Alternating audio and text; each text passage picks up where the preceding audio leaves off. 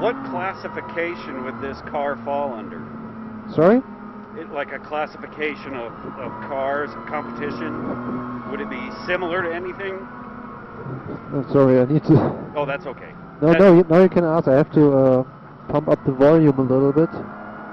So which class this car would run? Yes. In BLN, I think I would call it SP8T. So that's turbocharged cars up to 4 liters. Uh-huh. I think that's what this car would be running in. Yeah, this grip is amazing. Yeah, this is, in terms of, let's say, mechanical grip in low-speed corners, this car is nothing shy of the McLaren.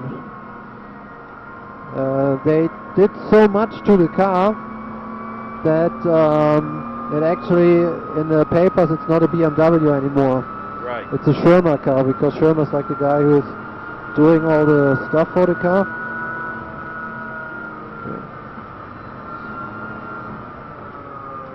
Yeah, there is very little roll, if Yeah. any. Yeah, the complete suspension, everything is completely changed.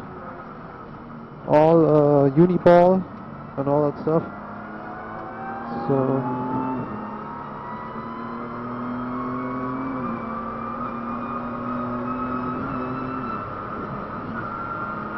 that bump you just went over is the one that kind of threw me off the first time.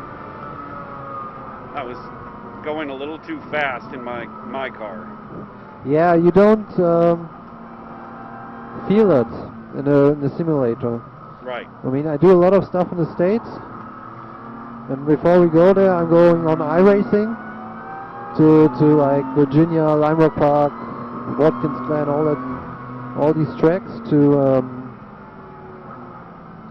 prepare, obviously. So in terms of layout, you're there straight away, but it still takes you like, actually it takes like 3-4 laps to be at 95%.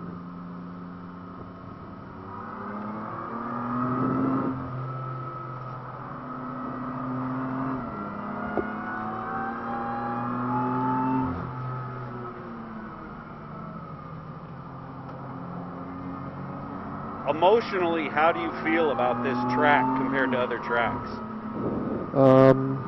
Emotionally, that's a tough question. I mean, is it...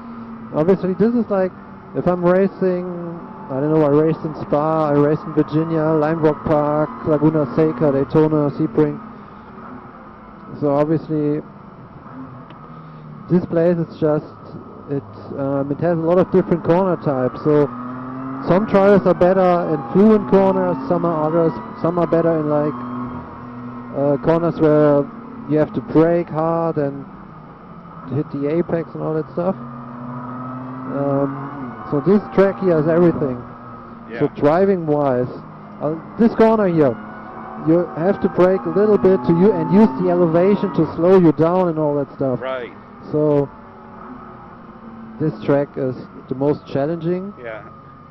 As I talked to Flash a little bit, I was thinking in my mind that corner of, because he was telling me about braking and committing to the brake, yeah, and not lifting off, because then all of a sudden your weight into that wheel is down, and then commit to the acceleration out of the turn. Yeah. And so I did much better on it these past 3 laps I did a few moments ago.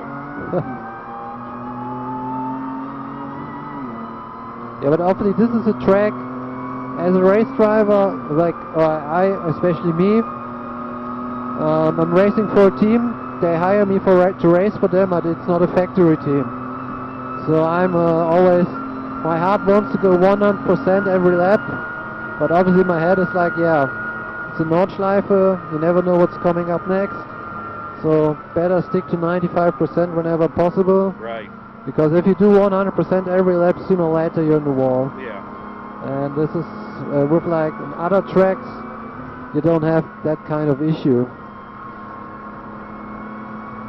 The last VLN race, I was racing in 2 cars.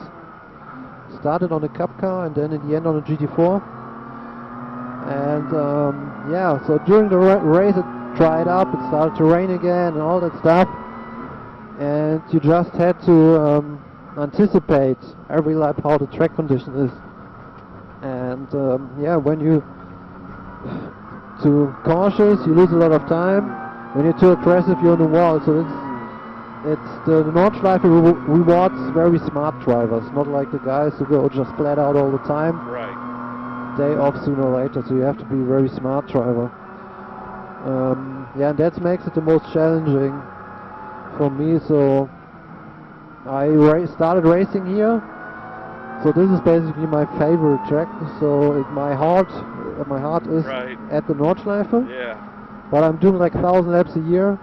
So every time I'm at another track, I'm quite happy, to be honest, to see something different. Yellow flags again.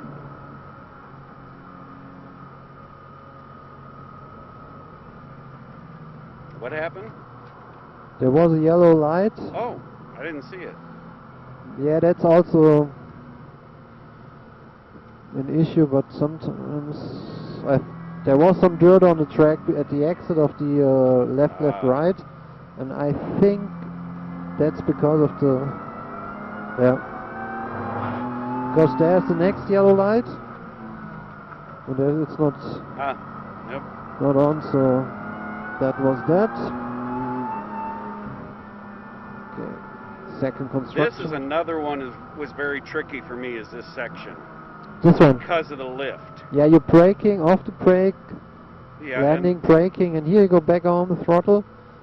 Then basically one steering movement inside, middle of the track, back to the inside, and then you want to go back to the middle where the cones are, and then you try to hit the apex here, run wide, and as soon as the rumbles don't stop, right about here, you start turning in. Right. And then you want to stay on the left-hand side like 176. Right. And then you can actually also see the racing line. It's grooved into the tarmac. This curb breaks away, open up the steering, and then just flat out. This is, yeah, if in the race car and a GT3 Cup car, it's all flat out. Very, very fast.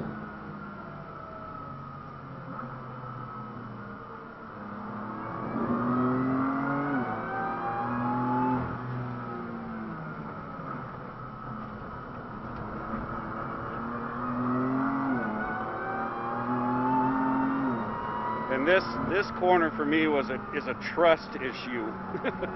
Why? Of what the car can do. Ah, yeah. So here the exit especially, it's like, I actually don't try to be 100% on the racing line there, because of the camber at the exit. Uh-huh.